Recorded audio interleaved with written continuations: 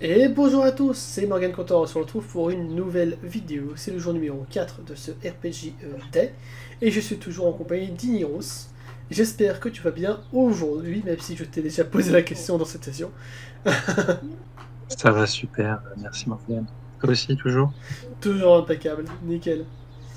Aujourd'hui, je vais te On poser... espère que, Oui. j'ai dit, on espère que ceux qui regardent la vidéo aussi vont bien, hein, et n'hésitez pas, hein, si vous avez besoin de support émotionnel, le jeu de rôle, c'est aussi un moyen pour exprimer des choses Tout et à des fait, tout problèmes à qu'on fait, peut tout à fait, avoir, tout à faire fait. ressortir des fois des problématiques. D'ailleurs, en parlant de ça, je sais pas si tu connais la carte X.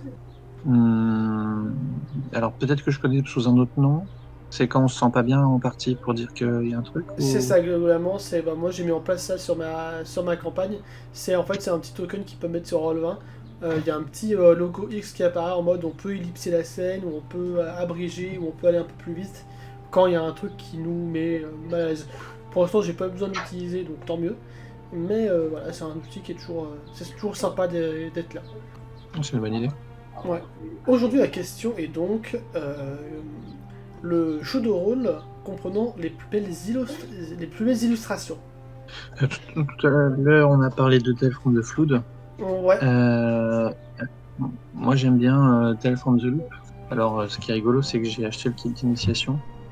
Et alors, c'est pas celui Ah, c'est d'avant avec l'autre. les Ok, enfants pour le coup. d'accord. C'est celui Ok, ok.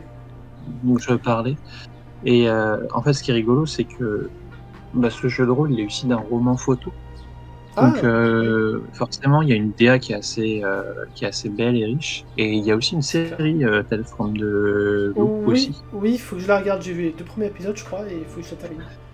Et c'est assez intéressant. Bon, il y a des passages peut-être pas tout public, mais Ouais.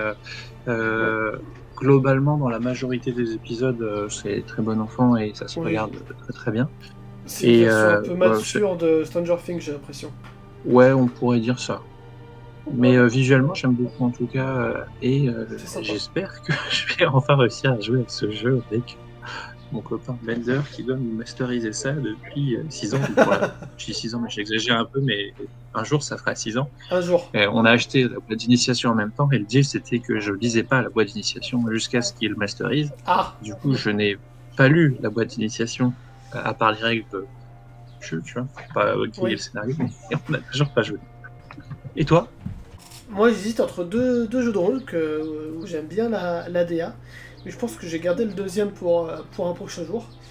Du coup, je vais tout simplement réagir sur le Monster Manuel de Donjons et Dragons, où je puise pas mal d'idées de créatures, où j'adore les petites créatures, comment c'est présenté.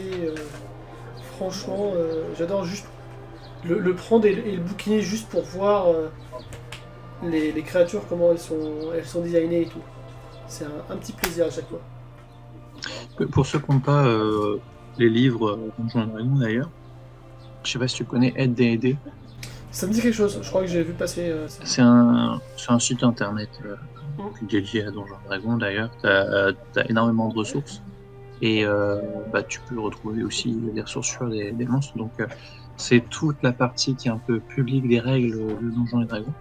Ce qui est génial, c'est que bah, parfois, c'est comme un hobby qui peut coûter de l'argent. Parce que, mine de Oui. rien, chaque livre, ça coûte un peu des sous. Bah, si jamais vous êtes jeune, vous voulez tester des trucs parce que vous avez vu ça dans Stranger Things, ça a l'air trop cool. Bah, il y a plein de choses, il y a plein de ressources qui sont dispo gratuitement sur Internet. Donc, Carrément. n'hésitez pas à y aller. Sur ce site, tu as même un créateur de perso, donc c'est assez facile d'utilisation. Voilà. Après, il y a Ouais. des jeux de rôle aussi qui sont peut-être plus adaptés pour un premier jeu de rôle ou si t'es gosse.